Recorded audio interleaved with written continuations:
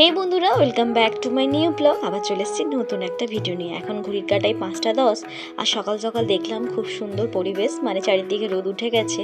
আর এই ছোটো বাচ্চাটাকে দেখতে পাচ্ছ, বেচারা রাত 10টা 10:30, কখনো 11টা 11:30টায় ঘুমোয় হোমওয়ার্ক করে।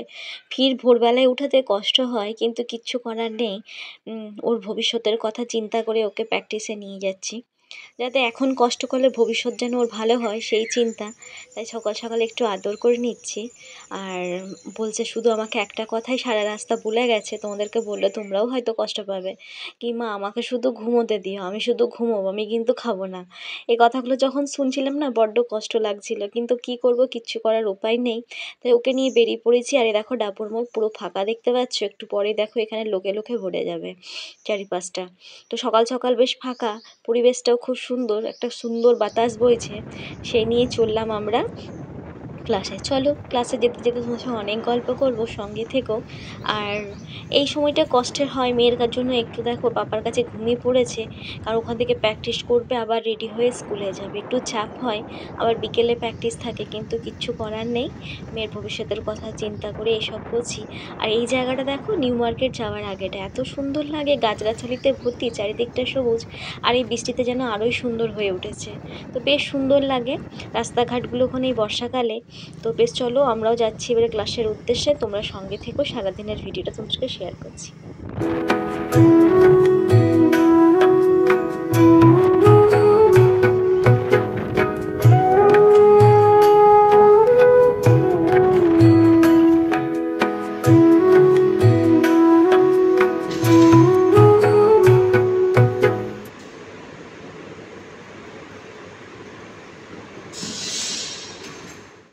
আর সকালবেলা দেখতে পাচ্ছ বাচ্চা খুবই কম, কারণ গ্রীষ্মের ছুটিতে সব বাচ্চারা আসলেও এখন সবার মর্নিং স্কুল, সবার স্কুল খুলে গেছে, তাই স্কুলের জন্য আসে না। যে কটা বাচ্চা আসে তারা কিছুক্ষণ ক্লাস করে, তারপরে স্কুলের পথে আবার চলে যায়।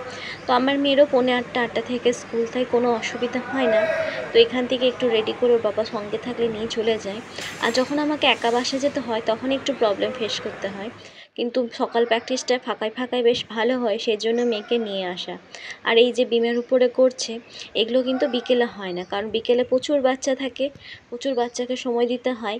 তাই সকালে চেষ্টা করি, স্যাররাও বলেছে ওকে দুবেলা নিয়ে আসতে, প্রত্যেক দিন না হলেও উইকলি 3 দিন বা 4 দিন ওকে সকালে নিয়ে আসার চেষ্টা করি। সেই প্র্যাকটিস হচ্ছে। 2-4 জন বাচ্চা চলে গেল, স্কুল আছে, এখন আমার মেয়ে আরও 3-4 জন ছেলে এখনও প্র্যাকটিস করছে। যেই ঘড়ির কাঁটায় 7:20 হবে ওকে রেডি করে আমরা স্কুলের পথে বেরিয়ে পড়বো। আর ওই দেখো স্যার কিন্তু প্রচণ্ড রেগে গেছে, বাচ্চারা ভুল করেছে তাই মার খাচ্ছে। তো ওগুলো আমাদের কাছে আর কোনো ব্যাপার না, গুরু শিক্ষা দেবে, গুরু শাসন করবে, গুরু মারবে, সেগুলো কোনো ব্যাপার না। কারণ আজকালকার বাচ্চাদেরকে মা বাবারা এত প্যাম্পার করতে গিয়ে মানে সব কিছু ভুলে যায়। একসময় আমরা যখন স্কুলে পড়তাম আমরা প্রচুর বকা খেতাম, মা খেতাম, কিন্তু বাড়ির লোক তখন বলতো আরও বেশি করে মারো। কিন্তু এখনকার মা বাবারা দেখি কি একটু মার খেলেই বাচ্চারা প্রিন্সিপালদের বিরুদ্ধে বা টিচারদের বিরুদ্ধে অভিযোগ করে। আমার পক্ষে এগুলো না করাই ভালো। ওনারাই বুঝবে একটা বাচ্চা কতটা দুর্বল, কতটা ভালো, সেইভাবে তাদেরকে ট্রিট করবে। তাই আমি স্যারকে সবসময় বলি, স্যার আপনারা যা ভালো বুঝবেন সেটা করবেন, আমার কিন্তু অভিযোগ নেই। অনেক কথা বলে ফেললাম বাচ্চাদের নিয়ে, হয়তো কারো ভালো নাও লাগতে পারে। তো চলো, আমার মেয়ে প্র্যাকটিস হচ্ছে, নতুন নতুন জিনিস করছে এখন। তো স্যার ওকে আজকে একা শেখাচ্ছে, দেখছো প্রত্যেকটা বাচ্চা চলে গেছে, সবার আগে একটু স্কুল, আমার মেয়ে একাই প্র্যাকটিস করছে। এবারে ওকেও নিয়ে চলে যাব, রেডি করবো, কারণ ঘড়ির কাঁটায় 7:10 হয়ে গেছে। আর এই দেখো আমার মেয়ে মুগলির মতন উঠে যাচ্ছে দড়ির মধ্যে। আর এটা যখন ওঠে না, আমার সত্যি কথা বলতে মুগলিরই কথা মনে পড়ে। কত আমরা দেখতাম, জঙ্গল বুক কত দেখতাম, আমার মেয়েও বেশ ভালোবাসে। তো চলো, অনেক কথা বলতে বলতে ঘড়ির কাঁটায় 7:20 হয়ে গেছে। এবার ওকে এখানে রেডি করব। আর রাস্তায় যেতে যেতে ওকে কিছু ড্রাই ফ্রুট আর ওই ছোলা, সবুজ মুগ ডাল, এগুলো ভিজিয়ে রেখেছিলাম রাত্রেবেলা, সেগুলোই খাইয়ে দেবো। আর টিফিনটা আমি রেডি করে নিয়ে এসেছিলাম, ওকে টিফিনটা দিয়ে দেবো। রেডি হয়ে গেছে মেয়ে আমার, ও বাবা এবার জুতো পরিয়ে দেবে আর আমরা বেরিয়ে যাবো। সারাদিনটা আমার বাবু ওই ব্যস্ত হয়েই থাকে, কিন্তু তার মধ্যে ওর মধ্যে সবসময় একটা এনার্জি, এত কাজ করে বলেই আমরা ওকে দুবেলা নিয়ে এসে প্র্যাকটিস করতে পারি, কারণ ইচ্ছে শক্তিটা ওর বেশি আমাদের থেকেও। ও কখনো কখনো হয়তো আমি হার মেনে যাই, কিন্তু আমার মেয়ে হার মানতে চায় না। আর ঈশ্বরকে প্রার্থনা করি ও যেন সারা জীবনে এরকম এনার্জেটিকভাবেই থাকে, ওর লাইফটা এইভাবে লিড করতে পারে, আর একটা ডিসিপ্লিনের মধ্যে থাকতে পারে। আর জিমন্যাস্টিক শিখতে গেলে সবার আগে ডিসিপ্লিন শিখতে হবে, সেইটা সবসময় স্যারেরা বলে থাকেন। আর কদিন আগে তোমরা দেখলে প্রণতি নায়কও এসেছিলেন, আমাদের পৃথিবীর তথা ভারতের বিখ্যাত জিমন্যাস্ট হচ্ছে প্রণতি নায়ক। তো সেই দিদি এসেও বলেছে বাচ্চাদেরকে প্রথমে ডিসিপ্লিন শিখতে হবে, বড়দের কথা শুনতে হবে, স্যাররা যেটা বলবে সেটা শিখতে হবে, তারপরে পরে জিমন্যাস্টিক। তো চলো, আজ ওদের সঙ্গে অনেক কথা বললাম, আর এবার আমার মেয়েও রেডি, এবার ওকে নিয়ে বেরিয়ে পড়বো।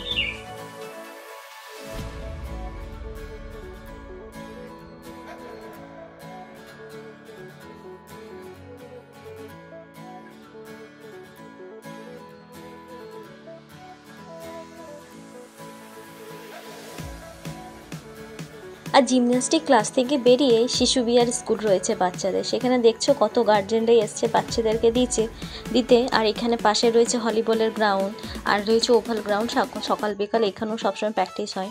তো এবারে আমরা মেয়েকে নিয়ে বেরিয়ে পড়েছি, আর রাস্তার মধ্যে কাকুকে দেখতে পেলাম যিনি কচু শাক আর কচুরলতি নিয়ে যাচ্ছে।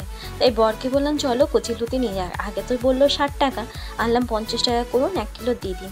তো আমরা 1 কিলো নিয়ে নিয়েছিলাম, আর বরকে বললাম চিংড়ি মাছও নেবো, কিন্তু সেদিনকার রান্না করিনি, পরের দিন করেছি, সেটা তোমাদেরকে শেয়ার করব হয়তো অন্য কোনো ব্লগে। আর আজকে চলো এবারে নিয়ে আমাদের কমপ্লিট হয়ে গেছে। আর কে কে কচু শাক, কচুরলতি, কচু বাটা এগুলো খেতে ভালোবাসো অবশ্যই আমাকে কমেন্ট করে জানিও। আমার তো বেশ ভালো লাগে, আমার শ্বশুরবাড়িতে তো এগুলো ফেভারিট খাবার, তো আমারও এখন খুব ভালো লাগে। তো চলো, দেরি হয়ে যাচ্ছে, কাকুকে তাই বলছি তাড়াতাড়ি করে আপনি দিন, আমার স্কুলে মেয়ের দেরি হচ্ছে।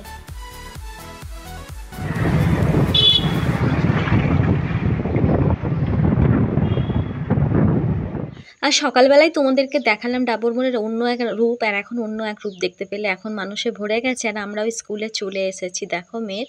আর দুপুরবেলায় তারপরে কোনো রকম ভিডিও তোমাদের সঙ্গে শেয়ার করতে পারিনি, এত ব্যস্ততায় কেটে গেছে।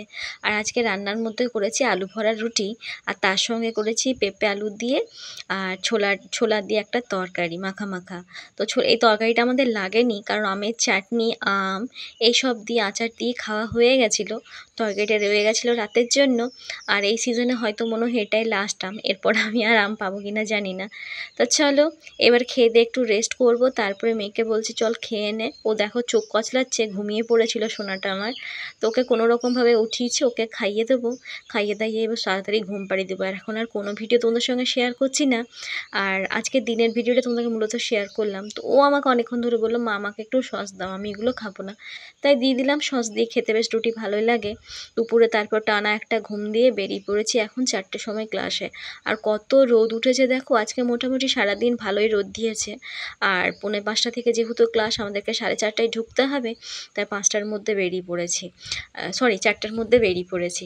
আর আজকের ভিডিওটা তাহলে আর বড় করছি না, এখানেই শেষ করছি। আবার খুব জলদি একটা নতুন ভিডিওতে দেখা হবে, ততক্ষণ সকলে ভালো থেকো, সুস্থ থেকো। আর এই দেখো আমার সোনা মায়ের যেন ঘুম চোখে ভাঙতেই চায় না, চোখেই যাচ্ছে ক্লাসে। চলো সবাই ভালো থেকো, টাটা বাই বাই, আবার দেখা হচ্ছে নতুন ভিডিও।